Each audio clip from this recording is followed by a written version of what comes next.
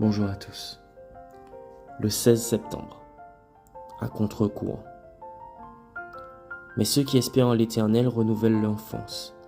Ils prennent leur vol comme les aigles. Ils courent et ne se lassent pas. Ils marchent et ne se fatiguent pas. Ésaïe 40, verset 31. As-tu déjà vu un saumon nager à contre-courant? C'est un spectacle digne d'admiration que je n'ai vu que dans les documentaires.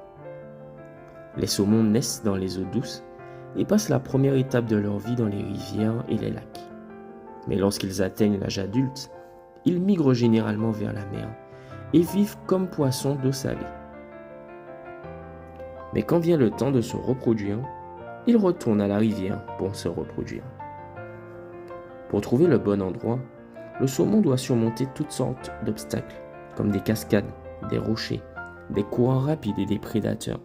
Mais il n'abandonne pas. Il continue de nager et à sauter jusqu'à atteindre sa destination. Ce poisson affronte le courant avec détermination, car son instinct lui dit que la pérennité de son espèce en dépend. S'il se contentait de pondre dans les lacs calmes et les océans, il n'y aurait peut-être plus de saumon. Quels sont les objectifs que tu poursuis aujourd'hui?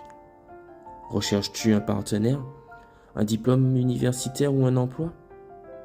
Ta persévérance déterminera si tu connaîtras un succès durable ou non.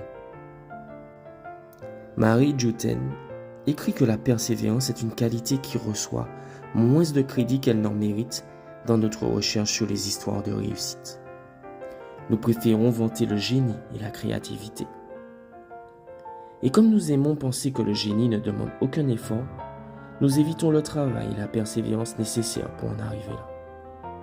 Sans persévérance, aucun objectif ni aucun rêve ne peuvent être réalisés. Il n'y a ni croissance ni maturité.